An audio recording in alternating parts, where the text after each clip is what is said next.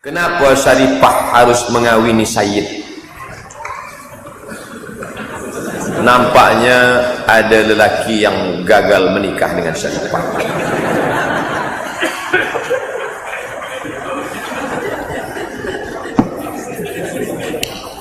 Dalam mazhab Syafi'i ada namanya kufu. Walam yakul lahu kufuan.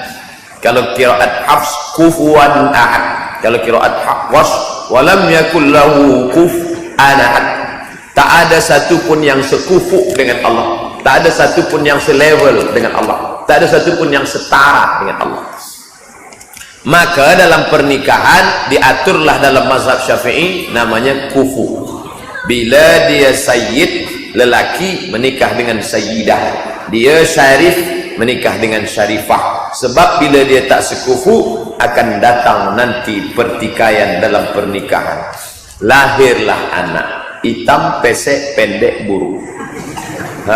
Gara-gara engkau tak sayyid lah, maka lahir anak kita macam ni kan.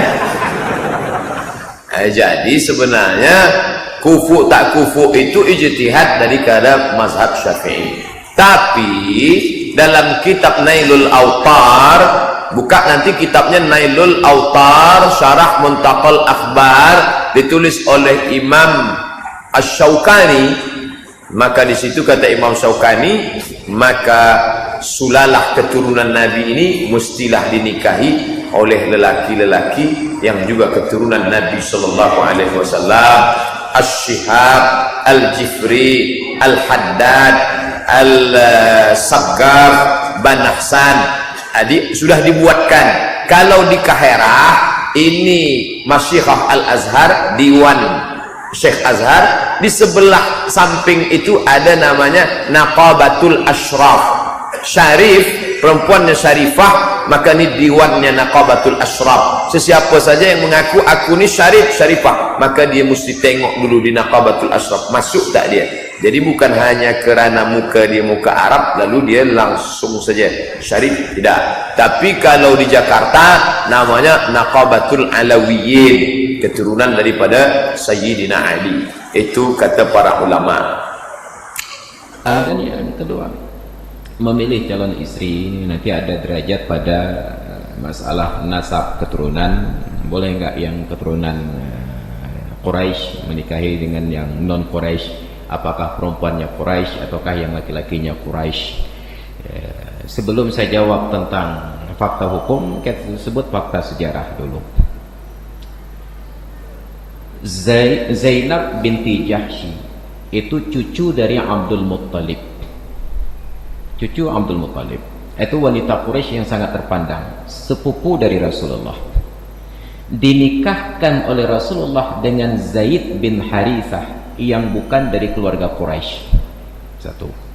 Yang kedua, Zainab binti Jahsy seorang wanita yang merdeka dari keturunan bangsawan, dinikahkan oleh Nabi dengan Zaid bin Harithah yang seorang mantan budak. Maka kalau ada orang katakan yang syarifah tidak boleh dinikahi kecuali oleh yang Said, tanyakan gelar Said apa pada Zaid bin Harithah dibandingkan nasab dari Zainab binti Jahsy. Maka kalau ada seorang perempuan bergelar syarifah tidak bersedia menerima seorang suami hanya karena dia bukan Said, tanyakan lebih tinggi derajat syarifah mana antara dirinya dengan Zainab binti Jahsy. Satu. Namun di kalangan para sayyid dan syarifah ini, mereka selalu mengagung-agungkan sebuah hadis yang dhaif yang menyatakan banuna li banatina wa banatuna li banina. Anak-anak kami yang laki-laki khusus untuk anak-anak perempuan kami, dan anak-anak perempuan kami hanya khusus untuk anak-anak kami yang laki-laki. Itu menjadi dasar mereka. Yang syarifah selalu kawin dengan sayyid, sayyid selalu kawin dengan syarifah. Maka tidak ada masalah di dalam Islam, walaupun di dalam mazhab Syafi'i sendiri itu diperhitungkan.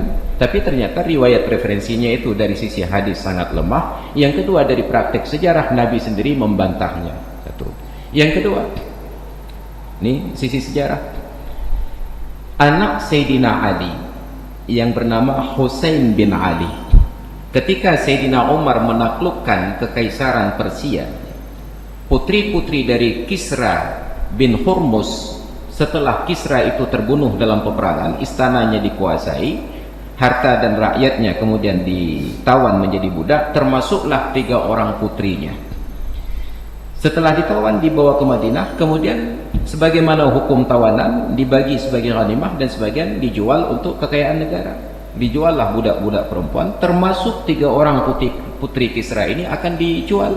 Sayyidina Ali datang menghadap Sayyidina Umar, beliau katakan, "Ya Amirul Mukminin, inna banatil muluki la yu'amalna mu'amalata ghairihinna." Wahai Tuan Presiden, putri-putri raja tidak diperlakukan seperti wanita-wanita yang lain, walaupun itu tawanan. Ini kemuliaan akhlak Islam. Ketika di dalam ajaran selain Islam, coba perhatikan di dalam surat An-Naml, ketika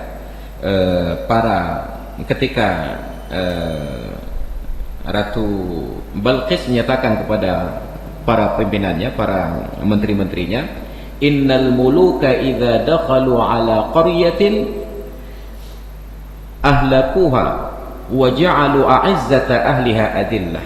Sesungguhnya para raja apabila menaklukkan sebuah wilayah, mereka akan binasakan wilayah tersebut, wa ja'alu a'izzata ahliha adillah, dan mereka jadikan pembesar-pembesar negeri itu menjadi hina. Rajanya ditawan, istrinya kemudian diperkosa, diperbudak dan lain sebagainya. Tapi Islam begitu menaklukkan Persia, rajanya dibunuh karena melawan, putrinya ditawan, dibawa ke istana. Ingin dijual, ditegur oleh Sayyidina Ali.